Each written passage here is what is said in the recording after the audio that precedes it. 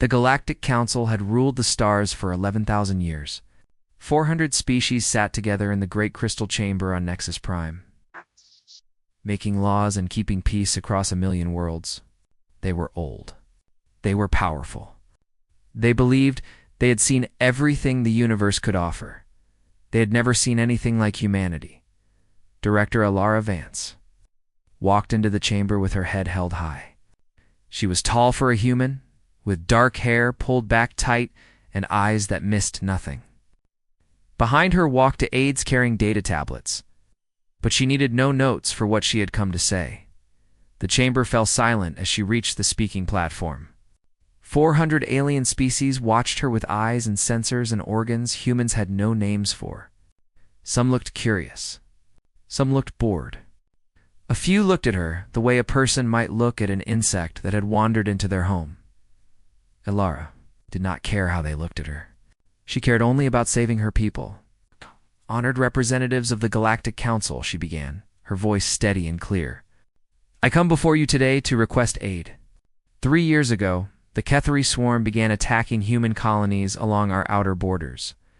At first, they sent scouts, then raiding parties.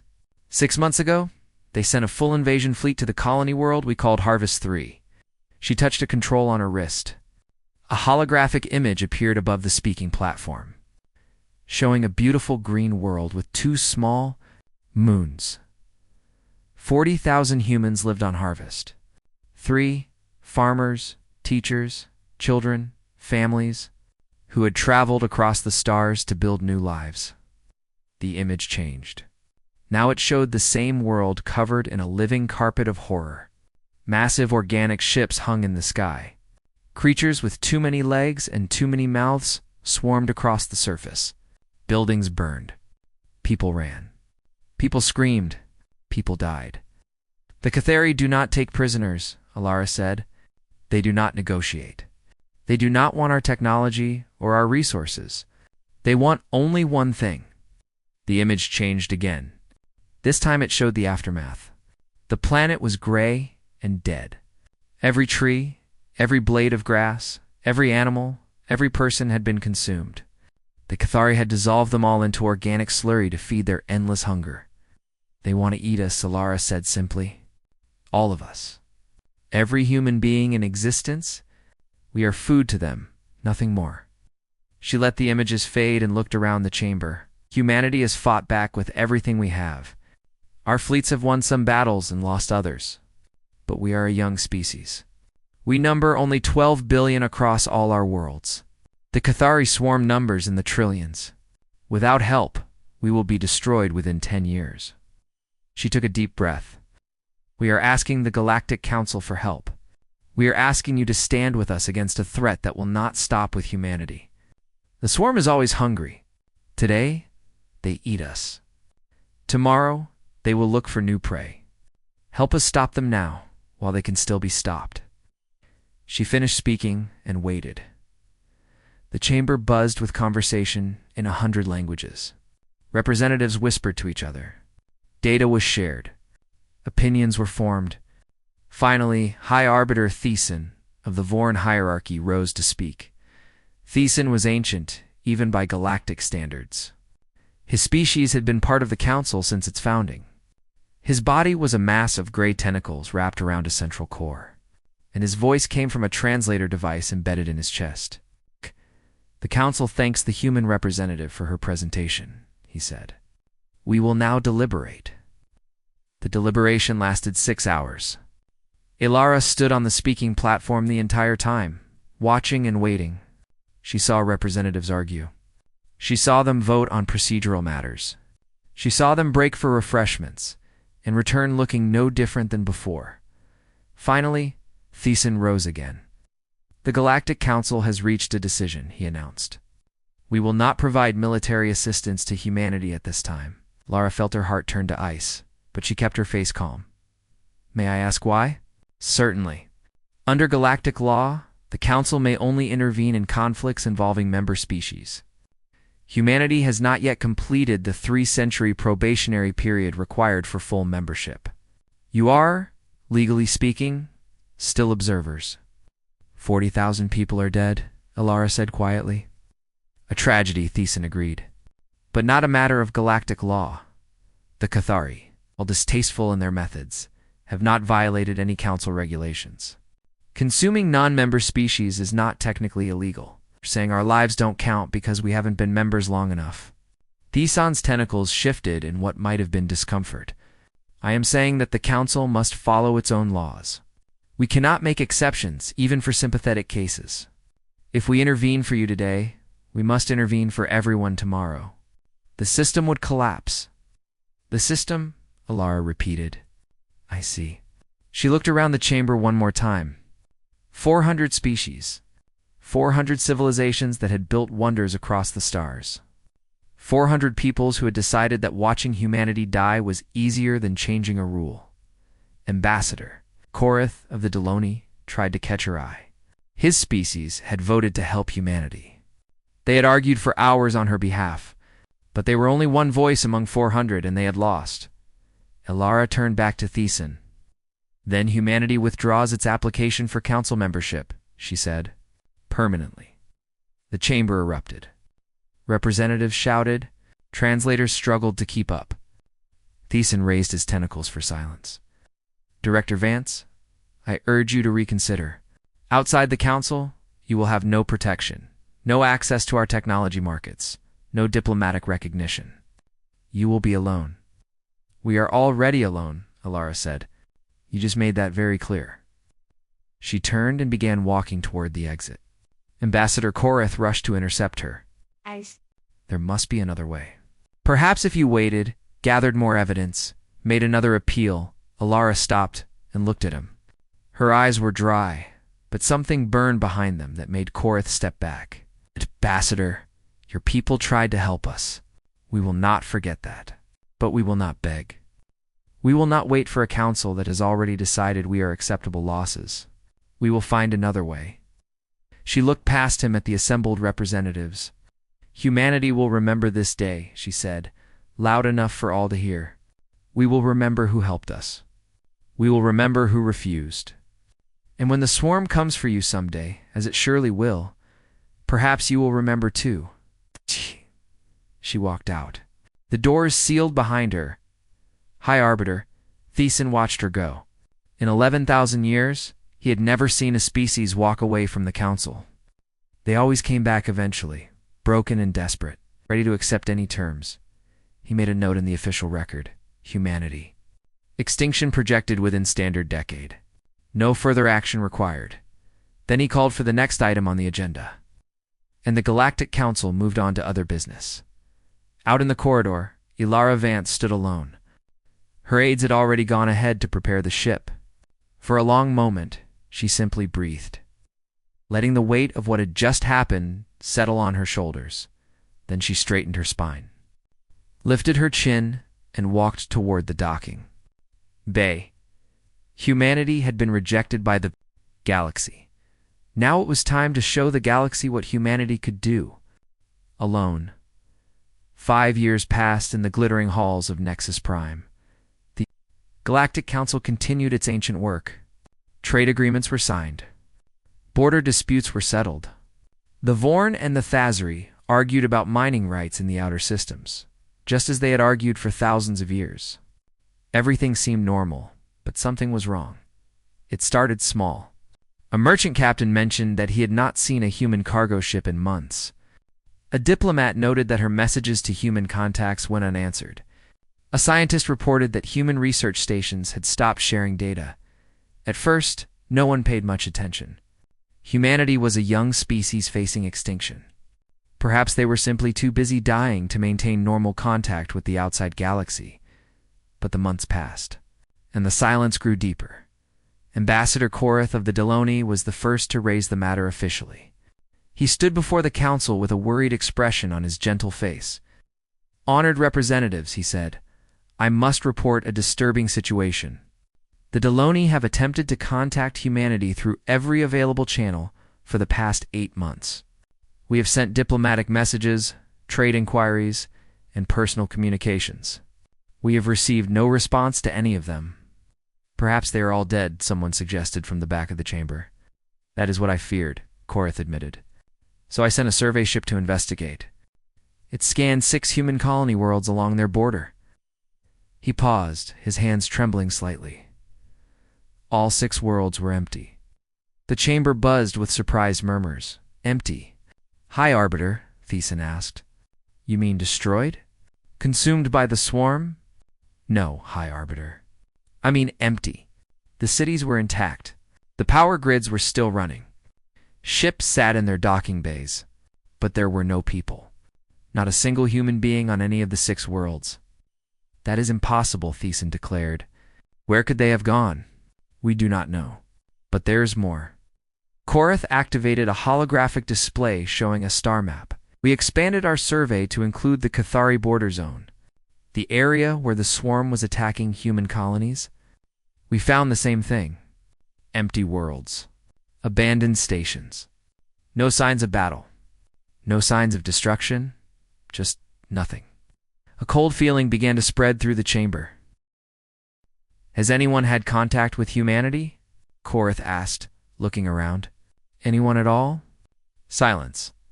Has anyone received a response to any communication in the past year? More silence. Has anyone's sensors detected human vessels anywhere outside their core systems? The silence became heavy and uncomfortable. Then the Cathari representative spoke. The Cathari did not attend council meetings in person. They sent bioconstructs instead. These were artificial bodies grown from swarm organic matter, controlled by the hive mind from far away. The construct that spoke for the swarm was shaped roughly like a human, but its skin was gray and its eyes were solid black. We have not engaged human forces in 18 cycles, the construct said. Every eye in the chamber turned to look at it. You stopped attacking them? Thiessen asked. It's negative. We have attempted engagement repeatedly. We have sent scout fleets to locate human population centers. We have deployed sensor arrays across their claimed territory. We have searched every world, every moon, every asteroid where humans were known to live. The construct's black eyes seem to grow darker. Cannot find them. They are gone. Gone where? Someone demanded. Unknown. Our scouts that enter human-claimed space do not return. Our sensor arrays go silent within hours of deployment. Something is destroying them, but we cannot determine what. It is as if the humans have simply dissolved. The chamber erupted in confused debate. Species accused each other of hiding information. Wild theories flew back and forth. Some suggested the humans had developed cloaking technology. Others proposed they had fled to another galaxy. A few dark voices wondered if the swarm had already consumed them all and was simply lying about it. But the Cathari had no reason to lie. They wanted to eat humanity. If they had succeeded, they would have been proud of it. Over the following months, the mystery only deepened. Long-range surveys of human space showed planet after planet sitting empty. Cities stood silent under alien suns. Farms grew wild without farmers to tend them. Ships floated in orbit with no one at the controls.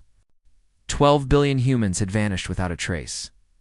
The Deloni sent a diplomatic vessel to make contact. It was a small ship, unarmed, broadcasting messages of peace in every language. Known to humanity, the ship reached the old human border and found something new. Automated warning buoys, hung in space at regular intervals. They broadcast a simple message that repeated over and over in thousands of languages. Beyond this point lies human space. Entry is not permitted. Departing vessels will be escorted out. Remaining vessels will be considered hostile. This is your only warning, the Deloni captain hesitated. Her orders were to make contact, but she had not expected this. She tried broadcasting a friendly message explaining that she came in peace, that the Deloni had always been friends to humanity. The buoys did not respond. After long consideration, the captain decided to proceed. Surely the humans would recognize a Deloni vessel. Surely they would remember that the Deloni had tried to help them. The ship crossed the border. 30 seconds later, it vanished from all sensors. No explosion. No debris. No distress signal. It was simply there one moment and gone the next. Ambassador Korath received the news with a face like stone. He demanded that the council investigate. He pleaded for a fleet to be sent. He warned that something dangerous was happening in human space, something that threatened everyone. High Arbiter Thesan considered the matter for 3 months before delivering his verdict. Council has determined that humanity has clearly developed isolationist tendencies, he announced. They have chosen to withdraw from galactic society. We must respect their choice. When they are ready to rejoin civilized discourse, we will welcome them back. And my ship, Korath demanded. My crew? A regrettable incident. They were warned not to cross the border.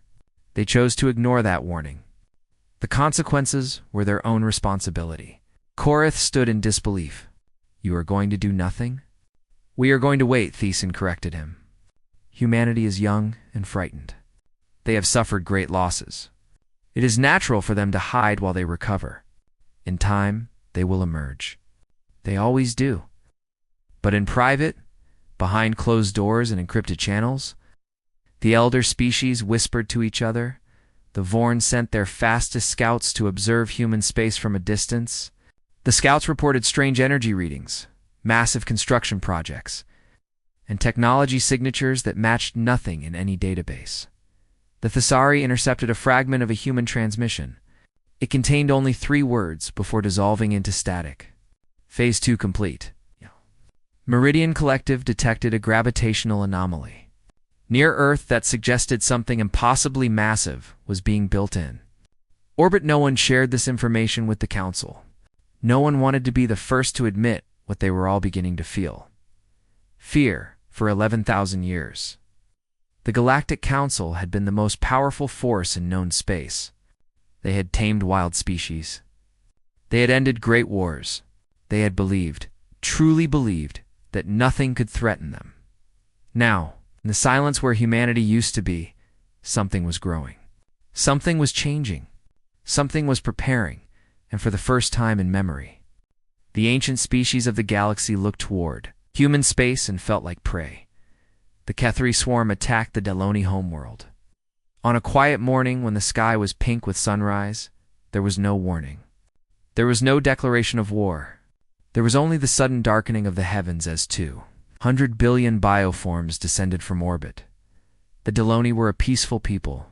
They had joined the Galactic Council 10,000 years ago, not for power or influence, but because they believed in cooperation. They believed that different species could work together. They believed in kindness. Their fleet was small. Their weapons were designed for defense, not attack. When the swarm came for them, they knew they could not win. Ambassador Korath sent a desperate message to Nexus Prime from the planet's surface. His wife and children huddled behind him as explosions shook the building. This is Ambassador Korath of the Deloni. The Kethari swarm is attacking our homeworld. We estimate 200 billion hostile organisms in system. Our defense fleet has been destroyed. Ground forces are being overwhelmed. We require immediate assistance from all available Council forces. Please respond. Please help us. The Council responded with promises. Emergency sessions were called. Fleet coordination began. But the nearest Council ships were days away. The Deloni would be dead in hours. On the planet's surface, Korath held his family close. He had spent his whole life believing in the goodness of the galaxy. Now that belief would cost him everything. Then the sky changed. Rifts appeared in the fabric of space itself. They were like wounds in reality, edges burning with strange light. Through these rifts came ships unlike anything the galaxy had ever seen. There were only 40 of them. They were small by galactic standards, each one perhaps a quarter the size of a standard Vorn cruiser. Their hulls were black and smooth, without any visible weapons or engines. They moved through space in perfect formation, silent as ghosts. The Kethari swarm turned to face this new threat. 200 billion bioforms against 40 small vessels. The outcome seemed obvious. The battle began. Korath watched from the ground as light filled the sky. The human ships fired weapons that left no trails and made no sound. Where those weapons touched swarm bioforms, the creatures simply ceased to exist, not exploded. Not burned, ceased. One moment they were there, the next they were gone. The swarm tried to swarm the human vessels. Billions of creatures rushed toward them from every direction. The human ships did not dodge or evade. They simply continued firing, and everything that came close to them died. 11 minutes. That was all it took. When it was over, the sky was clear. The swarm fleet had been reduced to drifting organic debris that was already dissolving in the upper atmosphere. The Delony homeworld was saved. Korath stumbled outside, his family still clinging to him. All around the city, Delony were emerging from shelters. Looking up at the sky with wonder and disbelief, the human ships hung in orbit, silent and waiting. Korath ran to the nearest communication center. His hands shook as he opened a channel to the orbiting vessels. Human ships, this is Ambassador Korath of the Delony. We cannot express our gratitude. You have saved our entire species. Please, let us thank you properly. Let us. A face appeared on the screen. A human woman, older than he remembered, with gray in her dark hair and lines around her eyes that had not been there before. But the steel in her gaze was the same. Ambassador Korath, said Director Alara Vance. It has been a long time, Director Vance. Korath could not believe his eyes. You are still alive? After everything, how is this possible? We survived, Ambassador. Against all expectations, humanity survived. But where did you go? Where have you been for 5 years? What happened to your people? Vance smiled slightly. It was not a warm smile. We went home, she said. All of us. Every human from every colony returned to Earth. We decided that if the galaxy would not help us, we would help ourselves. And you built. This Korath gestured at the ships visible through the window. In 5 years? In 5 years, that is not possible. The technology you use today, the weapons, the engines that brought you here, nothing in Council space can do what you just did. The Council was very clear that we were not part of Council space, Vance replied. We were free to develop our own path. On Nexus Prime. The Council was watching the battle recordings in stunned horror. High Arbiter Thiessen played the footage again and again. 40 ships. 200 billion swarm creatures. 11 minutes. Complete annihilation. This cannot be accurate, he insisted. The recordings must be damaged. No species could develop such weapons in 5 years. No species could. The recordings are accurate.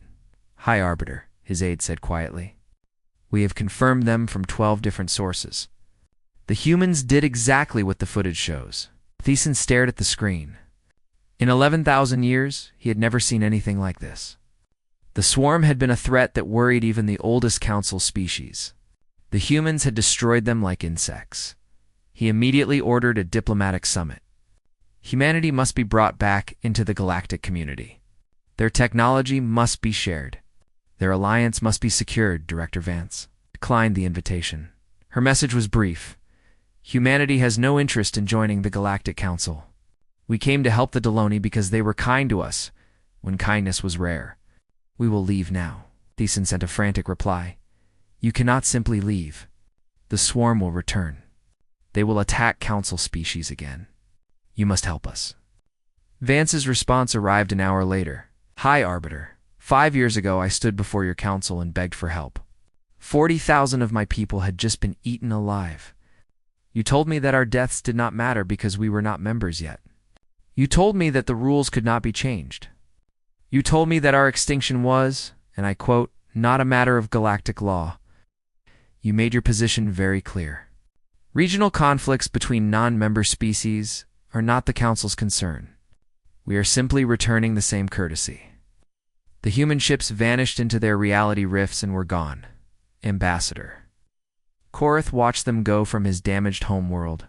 His wife stood beside him, still shaking from the terror of the attack. They saved us, she said softly. Why did they save us? Korath remembered standing in a corridor on Nexus Prime, watching Director Vance walk away from everything she had hoped for. He remembered the words she had spoken to him. Because we tried to help them, he said, when no one else would. They remembered, will they come back? If the swarm attacks again? Korath did not answer. He did not know, but he did know one thing. The galaxy had changed today. The old rules no longer applied. The Council's power, which had seemed absolute for 11,000 years, now looked fragile and small. Humanity had walked away from galactic civilization as a desperate, dying species. They had returned to something else entirely.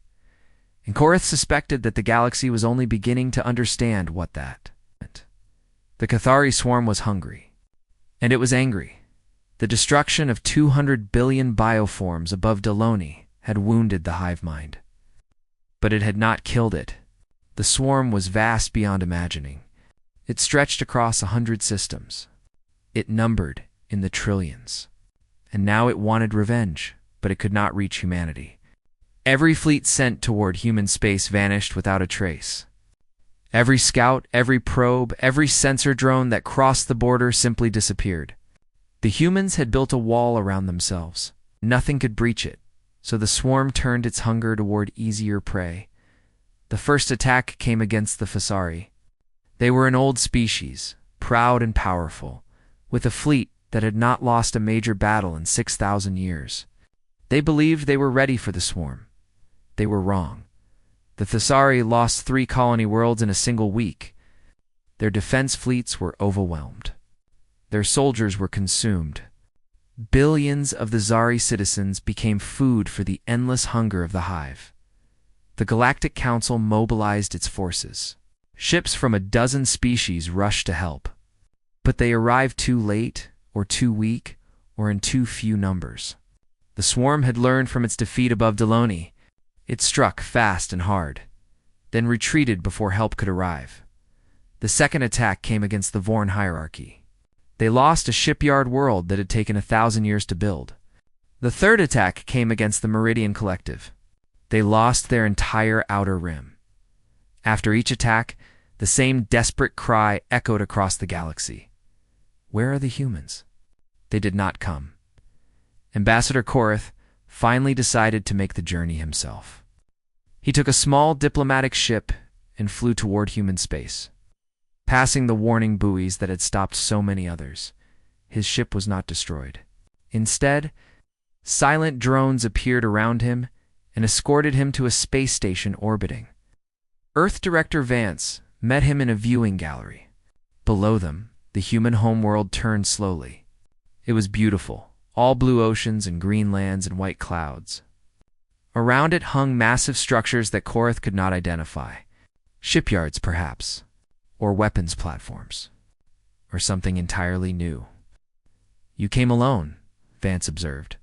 That was brave. I came because I had to understand, Korath said. Millions of people are dying. The swarm is destroying one species after another. You have the power to stop them. I saw what your ships did above my world.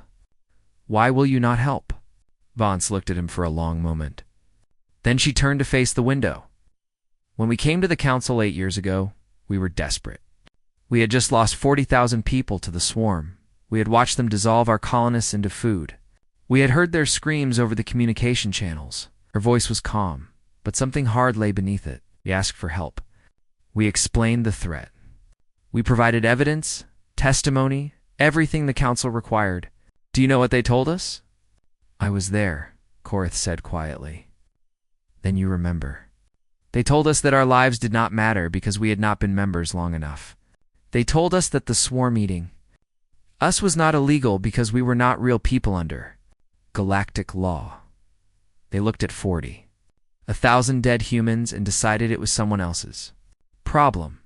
She turned back to face him. We went home to Earth. Every human from every colony came back to our homeworld.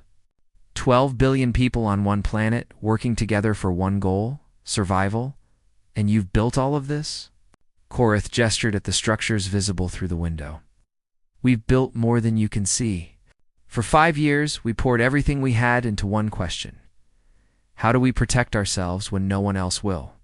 We took every piece of technology we had collected during our brief time in galactic society. We studied it. We improved it. We invented new sciences that the Council has never imagined.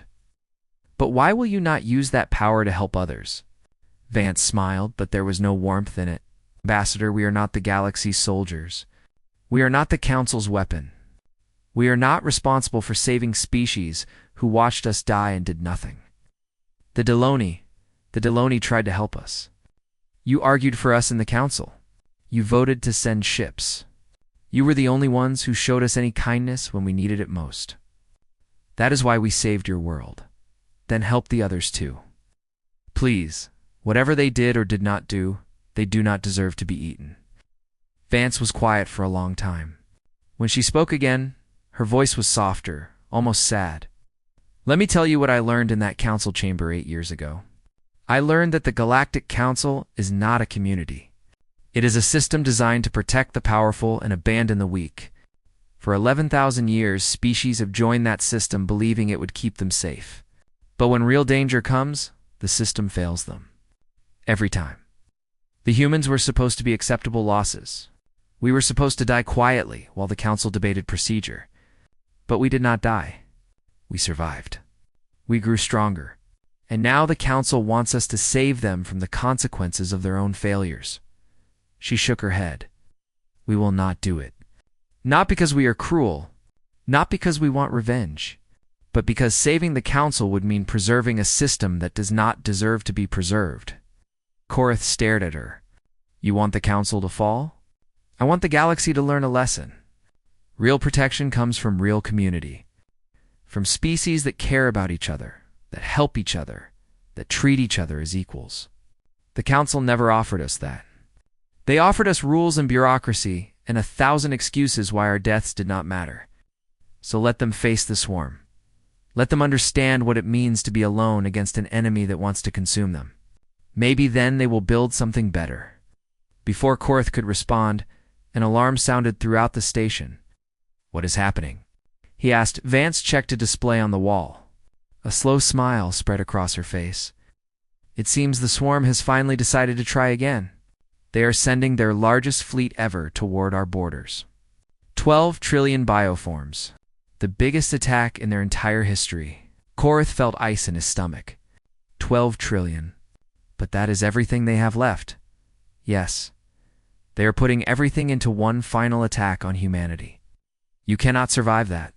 Even with your technology, Ambassador, Vance cut him off gently. Watch. She led him to a larger viewing chamber where dozens of human officers were monitoring displays. The screens showed the approaching swarm fleet. It was vast beyond imagination, a living wave of hunger stretching across the stars.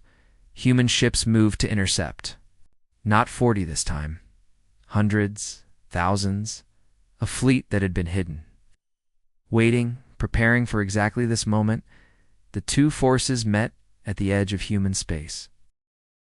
The battle lasted for hours. When it was over, the Cathari swarm had been reduced by 97%.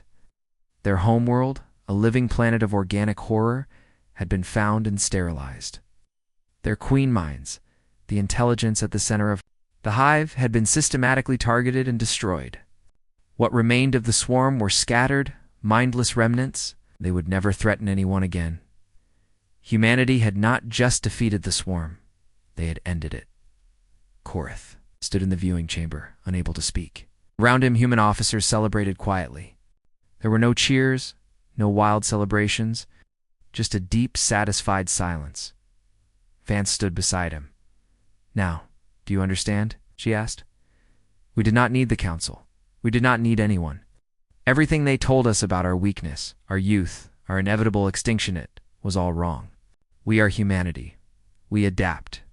We overcome. We survive. And we never forget. The Galactic Council summoned humanity to answer for its crimes.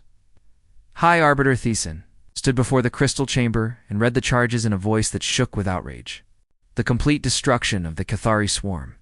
The extinction of an entire species. The violation of every principle the Council held sacred. This is genocide, he declared. Extinction-level response to a regional conflict.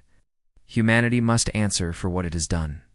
Director Alara Vance attended the hearing. She stood on the same speaking platform where she had begged for help 8 years earlier. She looked older now, wiser, and completely unafraid. The Cathari consumed 11 of our colony worlds, she said calmly. Over 600,000 human beings. They then attacked 4 council species and consumed tens of millions more. When we eliminated them, we ended a threat that your council refused to address for decades. She paused. You are welcome. Tizan's tentacles writhed with anger. You cannot simply destroy an entire species and expect no consequences. Why not? Vance asked. This swarm would have destroyed us. They would have destroyed the Deloni. It would have destroyed every species they could catch. They were monsters. We removed them. The council demands nothing from humanity. Vance's voice cut through the chamber like a blade. Every representative fell silent. We are not your members, she continued. We are not your subjects. We're not your allies. We owe you nothing. She stepped forward, and something in her presence made the 400 species shrink back in their seats. But I will tell you what we are. We are the species that came to you for help and was turned away. We are the species that survived anyway. We are the species that has now accomplished alone what your 400 civilizations could not. She looked around the chamber slowly, meeting eyes with representatives who looked away. Let me be clear, humanity is not your enemy. We have no interest in conquest or empire. We will not attack you.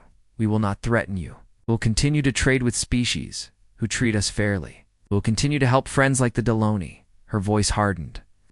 But we will also never save you. It's not from the next swarm, not from the next threat, not from each other. You built a civilization of bystanders, species that would rather watch others burn than risk their own comfort. That is your choice. These are the consequences. High Arbiter Thiessen drew himself up to his full height.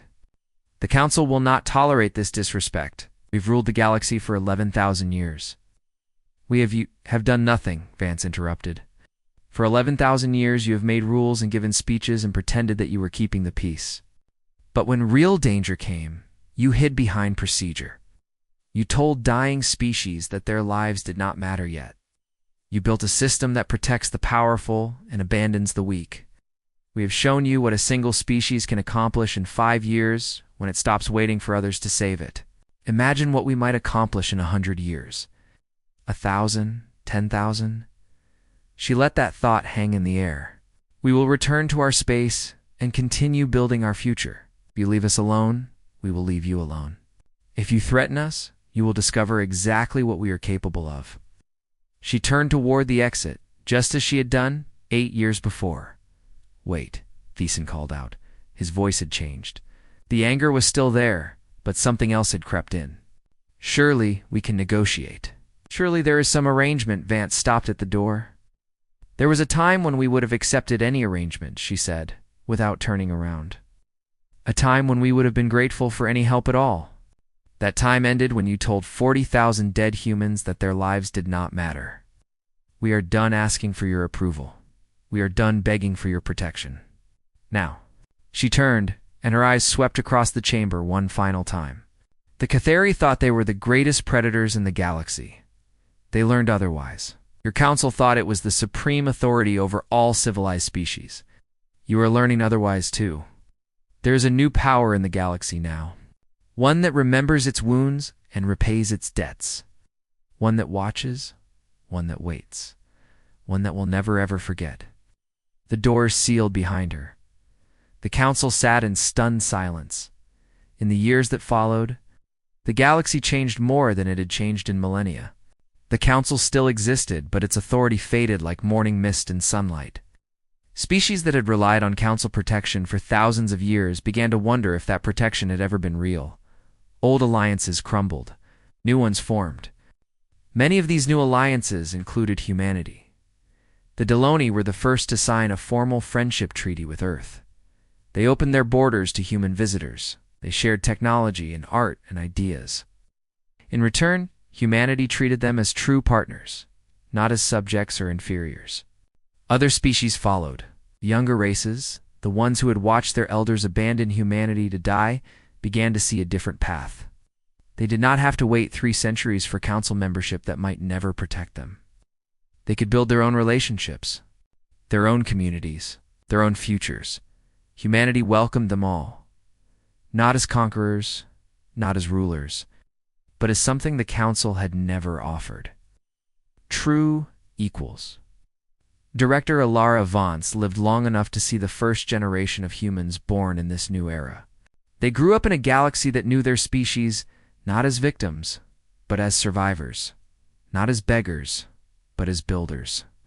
Not as the young and weak, but as something ancient powers had learned to respect. Near the end of her life, Ambassador Korath came to visit her on Earth. He found her in a garden, overlooking the ocean, watching the sun set over waters that had witnessed the birth of human civilization. "I have often wondered," he said, sitting beside her, "what humanity truly wants. You have power now that could reshape the galaxy, but you do not use it. You do not conquer. You do not rule." "What is your goal?" Vance smiled. It was a real smile this time, warm with age and memory. "We want what we always wanted," she said. "A galaxy where no one gets abandoned, where the weak are not sacrificed to convenience, where civilization actually means something. And if you cannot build that, then we will be here when the old order falls completely, ready to help the ones worth helping, ready to remember the ones who were not." She looked out at the stars that were beginning to appear in the darkening sky. "We walked away from the Council because they showed us who they truly were. Now we are waiting to see who everyone else chooses to be." Korath sat with her in comfortable silence. Around them, the sounds of a living world filled the air. Children laughing in the distance. Birds calling to each other. Waves breaking on the shore. "My people are grateful," he said finally. "We will never forget what you did for us. And we will never forget that you tried to help us when no one else would," Vance replied. "That is how it should work. Species remembering each other, helping each other, building something together, not rules written by the powerful to protect themselves, not systems designed to abandon the inconvenient. Real connection, real community, real civilization." She closed her eyes. That is what humanity has always wanted. And now, finally, we are strong enough to help build it. Out in the darkness of space, the Galactic Council continued its slow decline. Species drifted away, one by one, to find new paths and new partners. The old order, which had seemed eternal, revealed itself as hollow and humanity. The brief and fragile species that had once begged for help and been refused stood at the center of something new. Not an empire, not a council, just a network of species that had chosen to treat each other as equals. They had walked away from a galaxy that would have watched them die. They had come back as something that galaxy had never expected. Not victims, not conquerors, simply humans. And that, in the end, was enough.